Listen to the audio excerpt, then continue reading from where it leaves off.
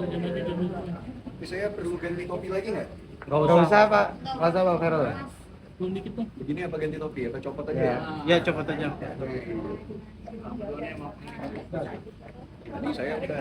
Oh gitu. Ya, tinggal. Mungkin nanya siapa? Pak Denny dulu. Oh saya. Ya, ya Pak Denny. Saya jadi komputer ini. Pak Denny mungkin Ya, kan saya bukan aktor. Kayak saya alasan tadi di atas panggung dulu. yang alasannya apa mungkin mengangkat Ferol menjadi duta maritim sendiri gitu. Oh ya. Pertama ya kita lihat secara luas dulu ya. Permasalahan secara luas bahwa bangsa Indonesia ini, wilayah kita ini adalah negara maritim.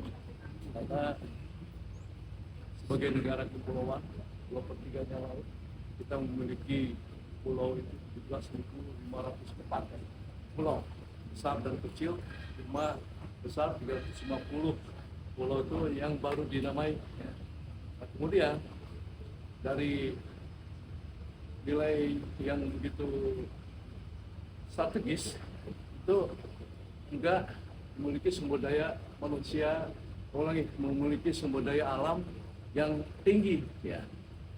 Karena itu perlu sumber daya manusia yang unggul.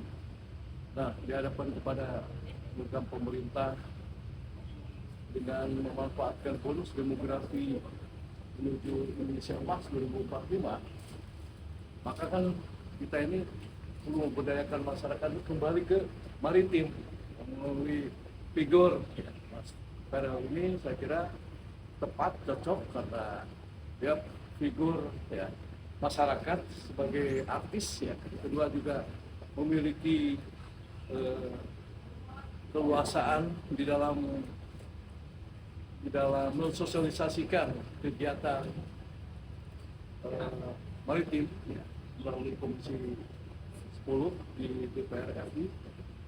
Dan secara pribadi saya juga melihat beliau ini orang yang santun ya, cakap, ganteng ya kan. Nah, katanya yang paling tinggi apanya? Paling tinggi apanya? Penggemarnya itu? Follower. Oh jangan bentak saya dong. Siap, salah Pak. Teman-teman entertainment begitu memang Pak.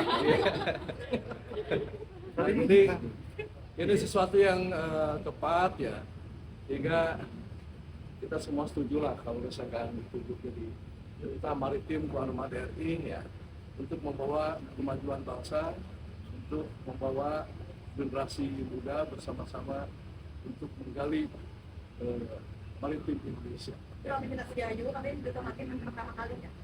Ya, ini adalah pertama kali ditunjuk perorangan, tetapi secara ada yang lain untuk duta putri maritim Indonesia ya. Tapi itu kan yang ditunjuk berdasarkan seleksi yang tiap tahun ya, itu dimunculkan sebagai duta maritim.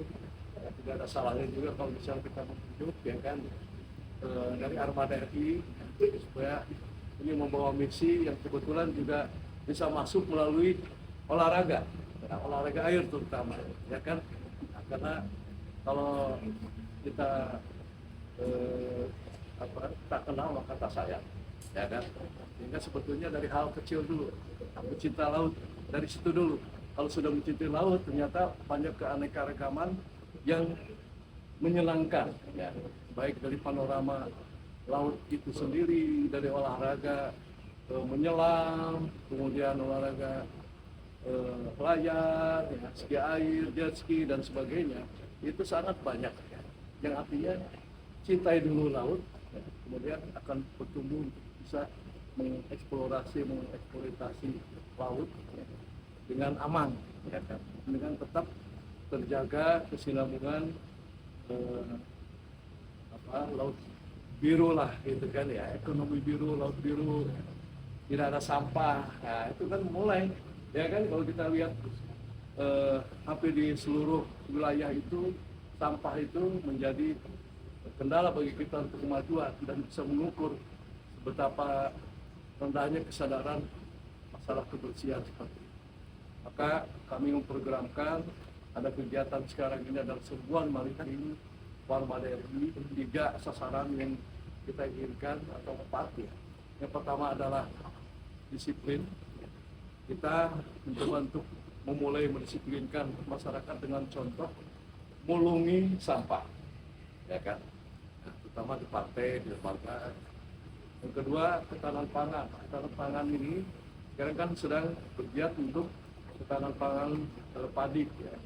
Jagung, kemudian kedelai, kemudian gandum. Nah, untuk pemanfaatan ikannya gimana? Nah, ini kan kita mencoba untuk mengangkat permasalahan ini sehingga seluruh komponen bangsa ini bisa beramai-ramai, ayo kita kelola laut itu dengan benar, ya kan? Sehingga didapatkan hasil ikan. Karena kalau saya melihat nelayan itu kan belayar tidak sepanjang tahun. Ada musim-musim tertentu karena cuaca buruk dia tidak melaut. Dan dari mana mereka makan? Bagaimana mereka menghidupi keluarga? Bagaimana mereka memberikan biaya untuk sekolah anak-anak? Yang ketiga adalah pendidikan. Makanya generasi penerus ini mencapai Indonesia Emas 2045. Kalau misalkan masyarakat nelayan kita ini ketinggalan, ya, saya ini sisi pendidikan. Kalau misalkan tadi dari ketahanan pangan bisa terpenuhi, untuk perut bisa terpenuhi, ada kelebihannya untuk biaya sekolah supaya mereka ini bisa terus tambah maju. Di mana tidak jauh-jauh kalau misalnya mereka akan diarahkan ke laut, ya kita mungkin bisa dirikan SMK tentang perikanan, ya kan? Mereka cakap, memiliki skill untuk bisa menangkap ikan dengan benar, ya kan? Di daerah yang memang tertentu dia juga berani melaut lebih jauh, ya kan? Itu kemudian masalah kesehatan, tentu ini juga tidak ketinggalan, ya. Kalau pendidikannya bagus, kita juga ingin kesehatannya juga bagus. Nah, apakah kita yang lakukan sendiri? Tidak. Ini harus bersama-sama. Tidak bisa sendiri-sendiri. Juga tidak saling diam-diaman, ya kan ya. Jadi semua harus bisa saling mendukung.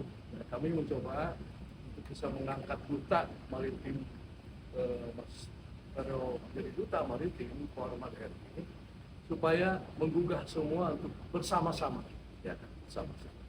Jadi kami menginisiasi ini untuk niat baik supaya ada satu langkah maju mendukung program pemerintah juga, ya. Supaya masyarakat wilayah nelayan juga happy lah, ya. Ini tinggalnya di mana, Pak? Tangerang, daerah laut apa? Tangerang pasir saya. Lah ya kan, banyak pasir kan ya. Itu kan tempat posal saya di situ. Iya. Ya kan, berenang di situ enggak? Enggak. Enggak tahu bisa berenang. Nah, makanya kalau misalkan ada Mas Ferel di sini ya kan, Teman-teman media ikut berenang. itu bisa berenang. Bisa berenang. Waduh, tenggelam itu, Mas. Ada lagi? Udah lengkap ya? Terima kasih teman-teman media ya. Mas Ferel mungkin salah-salah soal cut aja. Kak Ferel kan sebagai apa namanya Satu DPR lagi kan juga ya, kabarnya. banyak orang yang berdua sama Kak Ferel, apalagi orang tuh susah gitu jadi legislatif. Nah, Gen Z itu sekarang banyak yang jadi Pak RT dulu. Nah, seperti betul. apa sih Pak untuk Fenomena itu bagus ya. Oke, begini, mungkin bagi saya pribadi selalu ada stigma dimanapun itu karir pers kita, mau itu di politik, mau itu di dunia keartisan, dimanapun itu pasti ada stigma anak muda itu bisa apa. Terlebih lagi sekarang kita ini bonus demografi seperti yang dikatakan oleh Pak Armada, 58% populasi Indonesia itu adalah millennials dan Gen Z, dan sekarang ada Gen Alpha juga yang adik-adik kecil.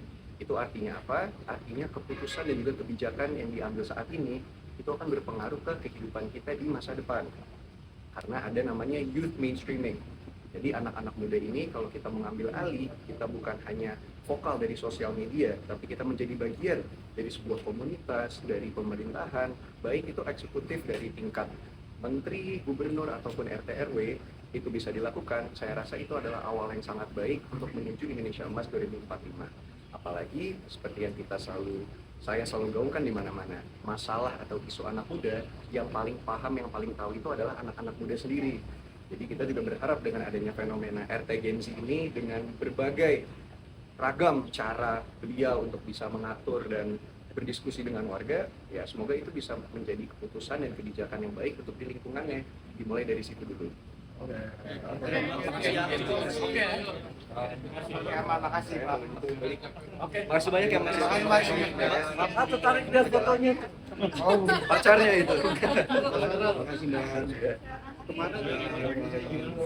Ya oke. Makasih banyak ya. Saya juga senang sekali. Ini langsung selalu ada di tanggal bisa 21 kita tuh ada kegiatan lagi di Muara Angke. Jadiin Pak. mau ikut teman-teman semua.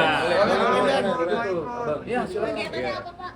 Kegiatannya masih rangkaian serbuan maritim Parmaderi. Itu nanti ada bakso segala macam. Oke semua, assalamualaikum. Jadi duta maritim itu